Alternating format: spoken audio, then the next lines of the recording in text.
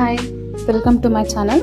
ಇವತ್ತು ಹೋಟೆಲ್ ಸ್ಟೈಲಲ್ಲಿ ಅಥವಾ ಸ್ಟ್ರೀಟ್ ಸ್ಟೈಲಲ್ಲೇ ಮಾಡೋ ಪನ್ನೀರ್ ಪಾವ್ ಭಾಜಿ ಮಸಾಲೆನ ಹೇಗೆ ಮಾಡೋದು ಅಂತ ನೋಡೋಣ ಬನ್ನಿ. ನಾವು ಈ ಪಾವ್ ಭಾಜಿನ ಹೊರಗಡೆ ಏನಾದರೂ ತೊಗೊಂಡ್ರೆ 100 ರೂಪೀಸ್ ಮೇಲೇ ಪೇ ಮಾಡಬೇಕು. ಮತ್ತು ಹೈಜೀನ್ ಇರುತ್ತೋ ಇಲ್ಲೋ ಅನ್ನೋ ಡೌಟ್ ಬೇರೆ ಇರುತ್ತೆ. ಅದು ಟೇಸ್ಟಿಯಾಗಿರುತ್ತಲ್ವ. ಸೊ ಅದೇ ಟೇಸ್ಟನ್ನು ಹೈಜೀನಕ್ಕಾಗಿ ಮತ್ತು ಅದೇ 100 ರೂಪೀಸಲ್ಲಿ ಮನೆ ಮಂದಿ ಎಲ್ಲ ತಿನ್ನುವಷ್ಟು ನಾವು ಪಾವ್ ಭಾಜಿನ ಹೇಗೆ ಮಾಡೋದು ಅಂತ ಕ್ವಿಕ್ಕಾಗಿ ತೋರಿಸ್ತೀನಿ, ನೋಡ್ಕೊಂಡು ಬನ್ನಿ. ಇದಕ್ಕೆ ನಿಮಗೆ ಯಾವ್ದು ಇಷ್ಟನೋ ಆ ಎಲ್ಲ ವೆಜಿಟೇಬಲ್ಸ್ನ ಹಾಕಿ, ವೆಜಿಟೇಬಲ್ಸ್ ಹಾಕಿದಷ್ಟು ಚೆನ್ನಾಗಿರುತ್ತೆ. ಸ್ವಲ್ಪ ಆಲೂಗಡ್ಡೆ ಜಾಸ್ತಿ ಇರಲಿ, ಸ್ವಲ್ಪ ಥಿಕ್ನೆಸ್ಗೋಸ್ಕರ. ಇದಾದಮೇಲೆ ನಾವು ಜಾಸ್ತಿ ಚಾಪ್ ಮಾಡೋದೇನು ಬೇಕಾ, ದಪ್ಪ ಇದ್ದರೆ ಓಕೆ. ಕುಕ್ಕರಲ್ಲಿ 2 ರಿಂದ 3 ಸ್ಪೂನಷ್ಟು ಎಣ್ಣೆ ಹಾಕಬೇಕು. ಆದಮೇಲೆ ಒಂದು ಸಣ್ಣ ಪೀಸಷ್ಟು ಬೆಣ್ಣೆ ಅನ್ಸಾಲ್ಟೆಡು. ಅದಾದಮೇಲೆ ಈರುಳ್ಳಿನ ನಾನು ದಪ್ಪಾಗಿ ಕಟ್ ಮಾಡ್ಕೊಂಡಿದ್ದೀನಿ. ಇದನ್ನು ಸ್ವಲ್ಪ ಎಣ್ಣೆಯಲ್ಲಿ ಬಾಡಿಸ್ಕೊಂಡಾದ್ಮೇಲೆ ಇದಕ್ಕೆ ಟೊಮ್ಯಾಟೊ, ಇದನ್ನು ಸ್ವಲ್ಪ ಎಣ್ಣೆಯಲ್ಲಿ ಬಾಡಿಸ್ಕೊಂಡು ಸಾಫ್ಟ್ನೆಸ್ ಬರೋವರೆಗೂ ಕೈ ಆಡಿಸಿ, ನಂತರ ಕರಿಬೇವು ಮತ್ತು ಎಲ್ಲ ವೆಜ್ಜಿಸ್ನ ಹಾಕಬೇಕು. ಇದರಲ್ಲಿ ಕಲರ್ಗೋಸ್ಕರ ನಾನು ಬೀಟ್ರೂಟ್ ಆ್ಯಡ್ ಮಾಡಿದ್ದೀನಿ. ಬೀಟ್ರೂಟು ಕಲರು ಚೆನ್ನಾಗಿ ಬರುತ್ತೆ.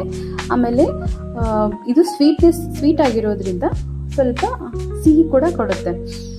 ನಾವು ಮಕ್ಕಳಿಗೆ ಹೊರಗಡೆ ಆದರೆ ಫುಡ್ ಕಲರ್ ಹಾಕಿರ್ತಾರೆ, ಹೇಗಪ್ಪ ಕೊಡೋದು ಅಂತ ಫೀಲ್ ಮಾಡ್ಕೋತೀವಲ್ಲ. ಸೊ ಇದನ್ನು ನಾವು ಬೀಟ್ರೂಟ್ ಆ್ಯಡ್ ಮಾಡೋದ್ರಿಂದ ಇಲ್ಲದೇ ಆರಾಮಾಗಿ ಮಕ್ಕಳಿಗೆ ನಾವು ಕೊಡ್ಬೋದು, ದೊಡ್ಡವರು ತಿನ್ಬೋದು, ಮತ್ತು ಡಯಟ್ ಏನು ಮಾಡ್ತಾರೋ ಅವರು ತಿನ್ಬೋದು.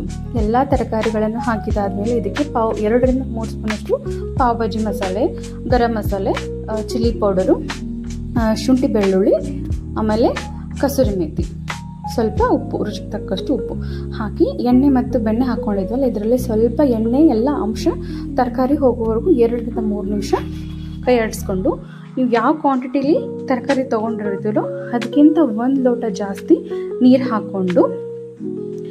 ಯಾಕೆಂದರೆ ಸ್ಮ್ಯಾಶ್ ಮಾಡಬೇಕು ಅಲ್ವ. ಸೊ ಅದಕ್ಕೆ ಇದನ್ನು 5 ರಿಂದ 6 ವಿಸಿಲ್ ಕೂಗಿಸಿ ಇದನ್ನು ಕಂಪ್ಲೀಟಾಗಿ ನಾವು ಸ್ಮ್ಯಾಶ್ ಮಾಡಬೇಕು. ಮಿಕ್ಸಿ ಮಾಡೋ ಅವಶ್ಯಕತೆ ಇರಲ್ಲ, ನಾವು ಕೈಯಿಂದನೇ ಸ್ಮ್ಯಾಶ್ ಮಾಡಬೇಕು. ಕಂಪ್ಲೀಟ್ ಎಲ್ಲನೂ ಸ್ಮ್ಯಾಶ್ ಮಾಡಿ ನೋಡಿ. ಈ ರೀತಿ ಕಂಪ್ಲೀಟ್ ಸ್ಮ್ಯಾಶ್ ಆದಮೇಲೆ ಇದಕ್ಕೆ ನಾವು ಮೇನ್ ಅಂದರೆ ಪನ್ನೀರ್, ಹೋಮ್ ಮೇಡ್ ಪನ್ನೀರ್ನ ಗ್ರೇಟ್ ಮಾಡಿಕೊಂಡು, ಅದು ಸ್ಮ್ಯಾಶ್ ಮಾಡಿಟ್ಕೊಂಡಿರುತ್ತಲ್ಲ ಅದರೊಳಗೆ ಆ್ಯಡ್ ಮಾಡಿ ಕೈ ಆಡಿಸಿದ್ರೆ ನೋಡಿ ಕನ್ಸಿಸ್ಟೆನ್ಸಿ ತಿಕ್ಕಾಗಿ ಬರುತ್ತೆ. ಇದಕ್ಕೆ ಸ್ವಲ್ಪ ನಿಂಬೆ ರಸ, ಬೆಣ್ಣೆ, ಆಮೇಲೆ ಲಾಸ್ಟಲ್ಲಿ ಕೊತ್ತಂಬರಿ, ಇದೆಲ್ಲ ಹಾಕಿ ಮಿಕ್ಸ್ ಮಾಡಿದರೆ ಪನ್ನೀರ್ ಪಾವ್ ಮಸಾಲ ರೆಡಿ. ಇಷ್ಟು ಈಸಿ ಅಲ್ವಾ ಮಾಡೋದು, ನೀವು ಮಾಡಿ ಮನೇಲಿ. ಅದಾದಮೇಲೆ ಒಂದು ತವ ಮೇಲೆ ಬೆಣ್ಣೆ, ಸ್ವಲ್ಪ ಕೊತ್ತಂಬರಿ, ಆಮೇಲೆ ನಾನು ವೀಟ್ ಪಾವ್ ತೊಗೊಂಡಿದ್ದೀನಿ. ವೀಟ್ ಪಾವನ್ನ 2 ಸೈಡಲ್ಲಿ ಬೆಣ್ಣೆ ಹಚ್ಚಿ ಸ್ವಲ್ಪ ರೋಸ್ಟ್ ಮಾಡ್ಕೋಬೇಕು.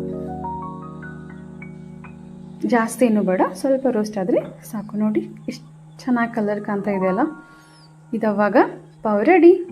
ಟ್ರೈ ಮಾಡಿ, ಶೇರ್ ಮಾಡಿ, ಸಬ್ಸ್ಕ್ರೈಬ್ ಮಾಡಿ, ಸಪೋರ್ಟ್ ಮಾಡಿ. ಧನ್ಯವಾದಗಳು.